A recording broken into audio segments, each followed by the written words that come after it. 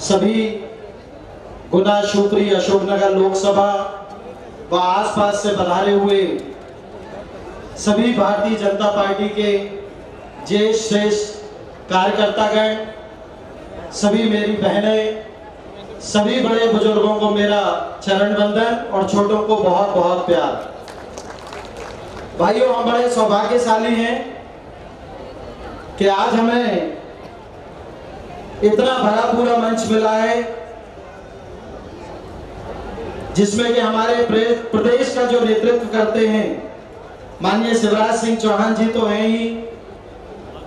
केंद्रीय नेतृत्व से भी माननीय ज्योतिरादित्य जी आए हैं, यहाँ से मंत्री भी हैं, प्रभारी मंत्री भी हैं, आपका अपना भाई, आपका सांसद भी है, विधायक भी हैं और आसपास के मंत्री भी हैं। शायद इतना भरा पूरा मंच हमें पहले कभी नहीं मिला होगा। भाइयों, अगर मैं भारतीय जनता पार्टी की बात करूं तो मैं अपने आप को बड़ा सौभाग्यशाली मानता हूं कि मैं भारतीय जनता पार्टी का एक कार्यकर्ता हूं,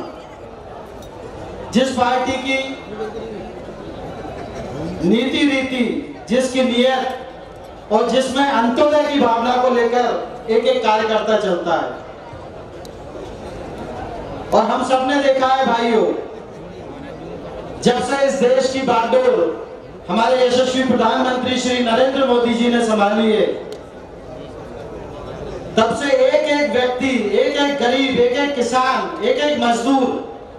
उनके जीवन के स्तर में भी सुधार हुआ है और देश में भी नित नई ऊंचाइयों को छुआ है। क्योंकि 2014 के पहले भाइयों, हर दिन मेरे मीडिया के भाई सामने खड़े हुए हैं, हर दिन पेपरों में, इलेक्ट्रॉनिक मीडिया में एक नया स्कैम छपता था और आज हर दिन हर पेपर में, हर टीवी चैनल पर एक नई स्कीम लॉन्च की जाती है कि कैसे गरीबों का उत्थान हो, कैसे हमारा देश विश्वगुरु बने। और अगर प्रदेश की बात करें तो हम जितने लोग भी यहाँ बैठे हैं, हम सभी जानते हैं कि मध्य प्रदेश को एक बीमारू राज्य की गिनती में गिना जाता था। जब से हमारे यशस्वी मुख्यमंत्री श्री शिवराज सिंह चौहान जी ने इस प्रदेश की बागडोर संभाली, नित नई ऐसी जनहितकारी, जन कल्याणकारी योजनाएं बनाई कि प्रदेश ने नित नई ऊंचाइयों को छुआ और आज स्वर्णिम मध्य प्रदेश बना है। जन्म से लेकर मृत्यु तक अनेकों अनेक ऐसी योजनाएं चलाई कि जब जब जीवन में किसी भी इंसान के कठिनाई आती है और उसे सरकार की मदद की जरूरत होती है, तब तक किसी न किसी योजना से उन लोगों को सरकार की मदद पहुंचती है। भाइयों, चाहे हम प्रदेश की बात करें और चाहे हम देश की बात करें, भारतीय जनता पार्टी के एक एक कार्यकर्ता का आशीर्वाद हम सभी को मिला है। तो आज हम पंचायत से लेकर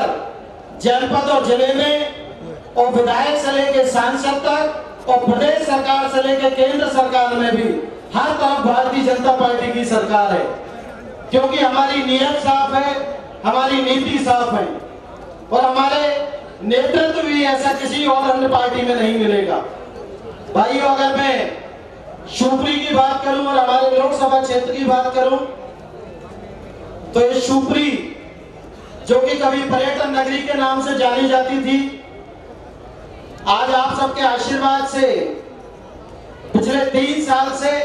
आप सभी ने देखा होगा, मैंने हर सत्र में शिवपुरी की बात रखी, यहाँ पर्यटन को कैसे बढ़ाया जाए, यहाँ के माधव नेशनल पार्क को फिर से कैसे जीवित किया जाए। और आज हमें उस चीज की खुशी है कि हमारे यशस्वी मुख्यमंत्री जी ने, माननीय केंद्रीय मंत्री जी ने, यहाँ से विधायक और मंत्री माननीय यशोधरा जी ने, सभी के सहयोग से आज माधव नेशनल पार्क में अगले महीने टाइगर आने वाले हैं। भाइयों, यहाँ टाइगर सफारी की सौगात हमें मिलने वाली है। भाइयों, अगर मैं शिवपुरी की बात करूं तो शिवपुरी एक ऐसी जगह है जहां पर क्रांतिवीर तात्या टोपी जी की ये बलिदान स्थली के नाम से भी जानी जाती है। और आपके इस भाई ने संसद में तात्या टोपी जी के नाम पर यहाँ म्यूजियम की बात रखी थी और मुझे गर्व होता है बताते हुए कि हमारे शीर्ष नेतृत्व ने और हमारी सरकार ने उस ओर ध्यान दिया और शिवपुरी में एक भव्य तात्या टोपे जी के नाम से यहाँ पर एक संग्रहालय स्वीकृत हुआ है 10 करोड़ का। मेरा माननीय मुख्यमंत्री जी से आग्रह है कि उसमें जल्द से जल्द कार्रवाई हो, क्योंकि ये आजादी का अमृत काल चल रहा है और अगर इस साल में उसकी डीपीआर बनके और उसका भूमि पूजन होता है तो यहाँ के युवाओं को उस म्यूजियम में जाकर देशभक्ति की और अपने आप को देश के लिए समर्पित करने की प्रेरणा मिलेगी। भाइयों, इस शिवपुरी में और भी अनेकों अनेक संभावनाएं हैं। मैं माननीय मुख्यमंत्री जी से आग्रह करूंगा कि अगले महीने जो इन्वेस्टमेंट समिट होने वाली है उसमें इन्वेस्टर्स को इस क्षेत्र में कुछ करने के लिए आग्रह करें, क्योंकि हमारा गुना शिवपुरी अशोकनगर लोकसभा क्षेत्र मध्य प्रदेश की हृदय स्थली माना जाता है, जिस तरह के मध्य प्रदेश को देश की हृदय स्थली माना जाता है। यहाँ से कुछ दूरी पर ही बड़ौरा चौराया है। अगर वहां पर स्टोरेज हब या कोई भी ऐसी फैक्ट्री आती है तो वहां से हम 3-4 घंटे में कम से कम 4 या 5 स्टेट में कोई भी चीज बहुत आसानी से पहुंचा सकते हैं। भाइयों, शिवपुरी के लिए मेरा जैसे ही सत्र चालू हुआ था 2019 में सेशन, उसी समय हमें उसकी डीपीआर बनके और उसका भूमि पूजन होता है तो यहाँ के युवाओं को उस म्यूजियम में जाकर देशभक्ति की और अपने आप को देश के लिए समर्पित करने की प्रेरणा मिलेगी। भाइयों, इस शिवपुरी में और भी अनेकों अनेक संभावनाएं हैं। मैं माननीय मुख्यमंत्री जी से आग्रह करूंगा कि अगले महीने जो इन्वेस्टमेंट समिट होने वाली है उसमें इन्वेस्टर्स को इस क्षेत्र में कुछ करने के लिए आग्रह करें, क्योंकि हमारा गुना शिवपुरी अशोकनगर लोकसभा क्षेत्र मध्य प्रदेश की हृदय स्थली माना जाता है, जिस तरह के मध्य प्रदेश को देश की हृदय स्थली माना जाता है। यहाँ से कुछ दूरी पर ही बड़ौरा चौराया है। अगर वहां पर स्टोरेज हब या कोई भी ऐसी फैक्ट्री आती है तो वहां से हम 3-4 घंटे में कम से कम 4 या 5 स्टेट में कोई भी चीज बहुत आसानी से पहुंचा सकते हैं। भाइयों, शिवपुरी के लिए मेरा जैसे ही सत्र चालू हुआ था 2019 में सेशन, उसी समय हमें मुख्यमंत्री जी से आग्रह होगा कि गुना के लिए अगर एक मेडिकल कॉलेज की डिमांड प्रदेश से जाएगी तो निश्चित ही केंद्र से हमें गुना के लिए एक मेडिकल कॉलेज अवश्य मिलेगा। और मैं चाहूंगा माननीय मुख्यमंत्री जी से कि हमारे 3 जिले हैं और ये कृषि प्रधान क्षेत्र है। इस क्षेत्र में एक भी एग्रीकल्चर कॉलेज नहीं है, तो मैं चाहूंगा कि अगर गुना शिवपुरी अशोकनगर में अगर कोई एग्रीकल्चर कॉलेज आता है तो इस क्षेत्र के लिए ये बहुत बड़ी सौगात होगी। यूनिवर्सिटी की मांग भी यहाँ हमेशा से रही है। ग्वालियर यूनिवर्सिटी भी ओवरबर्डन है और इधर भोपाल यूनिवर्सिटी है और बीच का ये क्षेत्र ऐसा है कि यहाँ पे अगर किसी भी छात्र को कोई भी काम पड़ता है तो उसे ग्वालियर या शिवपुरी अशोकनगर आसपास के जिलों में अगर यहाँ एक यूनिवर्सिटी अगर खुलती है तो यहाँ, और अगर मैं प्रॉपर शिवपुरी की बात करूं तो मानिए शिवपुरी में 15-16 साल पहले एक नल जल योजना आई थी जो मणिखेड़ा डैम से शिवपुरी को पानी देने वाली थी,